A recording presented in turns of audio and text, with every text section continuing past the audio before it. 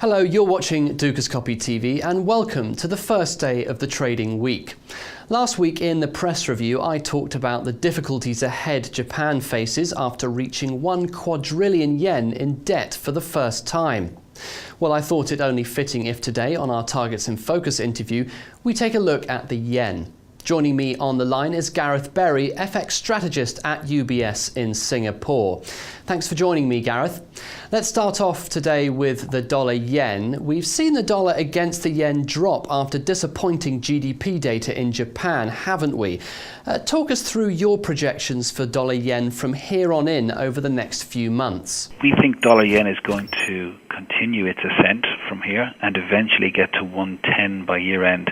Not only that, but afterwards, by the end of 2014, we should have pushed up towards 120.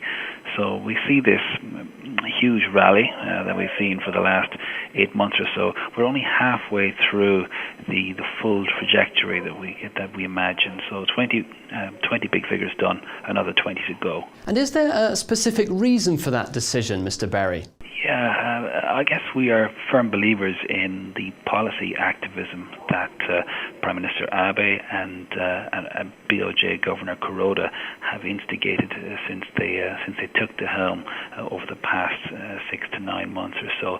Now, of course, there are long-term doubts about whether it will succeed or not ultimately, but for now, all they have to achieve is they have to keep the yen on the back foot until US yields start to rise. US yields are already rising. So ultimately, even if the experiment they have begun fails, as long as it effectively buys dollar yen time until other factors will help to prop up dollar yen. On to the euro yen then. This is also trading low. What are your predictions for how this pair will fare over a 1, 3 and 12 month period?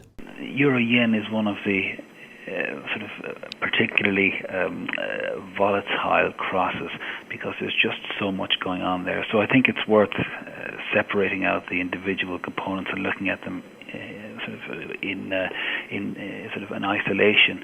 So euro dollar is an extremely difficult one to call right now. There are many reasons to expect it to go lower, but as I talk to investors around Asia in particular, it's very clear that the Eurozone's trade balance has been blamed as one of the key sources for ongoing euro-dollar strength.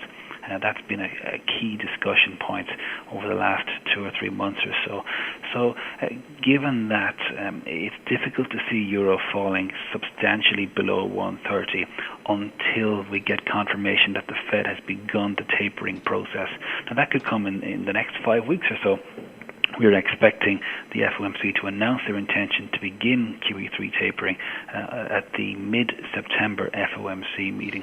Now, it may just be a symbolic start to QE3 tapering, just a small amount, maybe 10, 15 billion, but I think that will be enough to set euro dollar on a downward trajectory which could last for many years to come. Finally, the Australian dollar against the yen. There's a lot of talk about going short on the Aussie dollar, but do you think the previous resistance levels of around 89 can be overcome? Yeah, we're pretty confident of that. That was just a temporary staging point. We're going to slip back down towards those levels and challenge those levels and ultimately push on lower towards 85 cents over the next sort of 12-month horizon. There's a lot of reasons out there for one not to like the Aussie at the moment. Yes, we have the broad-based US dollar advance. Every currency has to fight against that tide, but commodity currencies in particular are vulnerable to a broad-based dollar advance, and Aussie certainly fits that definition. We also have ongoing uncertainty about the policy out of China, and economic data flow as well has been, shall we say, not exactly spectacular over the last 3 months or so.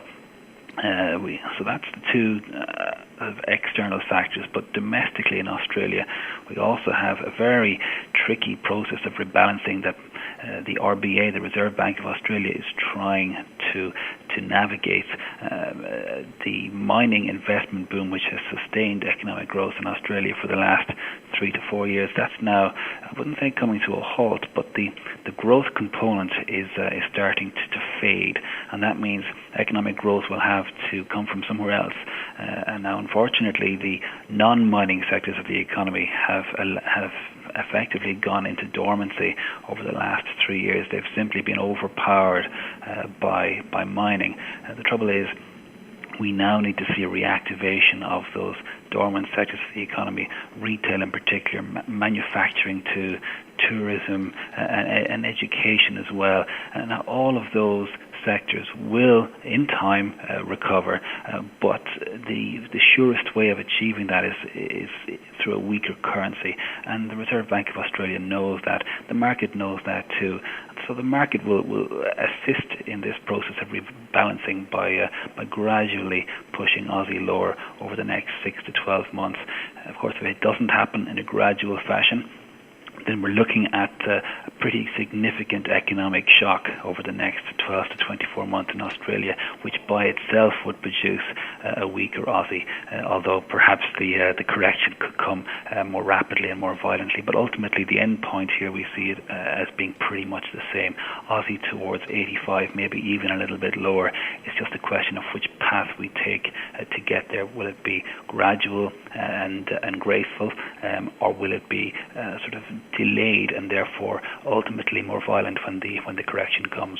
Okay, thank you for joining me today, Mr. Berry. I'll be back tomorrow with a special look at the bankrupt industrial city of Detroit and why the president of the Public Banking Institute thinks workers are being fleeced to save the banks.